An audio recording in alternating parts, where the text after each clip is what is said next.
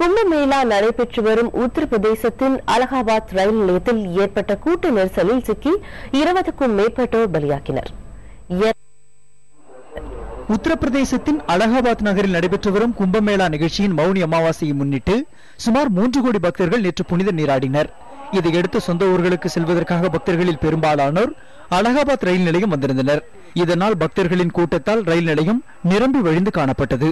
இந்நிலையில் மாலை சுமார் 7 மணி அளவில் 6வது நடைமேடையில் வந்த ரயிலில் ஏறுவதற்காக 4000த்திற்கும் மேற்பட்ட பயணிகள் திடீரென விரைந்ததால் கூட்ட நெரிசல் ஏற்பட்டுள்ளது. இந்த நெரிசலில் சிக்கி 20க்கும் மேற்பட்டோர் உயிரிழந்தனர். ஏராளமானோர் காயமடைந்தனர். எனினும் கூட்டத்தை ஒழுங்குபடுத்த போலீசார் தடியடி நடத்தியது இந்த துயர சம்பவத்திற்கு காரணம் என சம்பவத்தை நேரில் பார்த்தவர்கள் தெரிவிக்கின்றனர். ये कम से कम 7:15 बजे की घटना है और पब्लिक दोनों तरफ से बराबर चढ़ रही थी और बीच में पुलिस ने लाठीचार्ज कर दिया। उस लाठीचार्ज में जो है आदमी भगदड़ हो गई। उसी भगदड़ में ये लोग कम से कम 32 लोग मारे गए।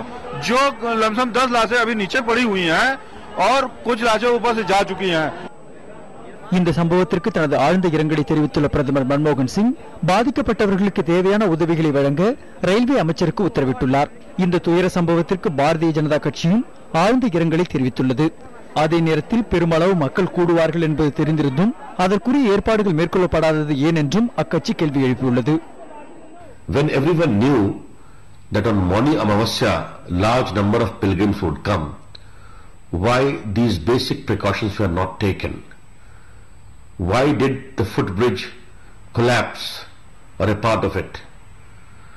This care ought to have been taken, and we would expect that the country would be told as to what went wrong and why it went wrong.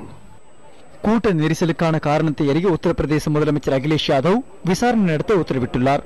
மேலும் உயிரிழந்தவர்களின் குடும்பத்திற்கு 5 லட்சம் ரூபாய் நிவாரணம் வழங்கப்படும் என்றும் அவர் அறிவித்துள்ளார். புதிய தலைமுறைக்காக பாலமோகன் தாஸ் மற்றும் அரியரீகன்.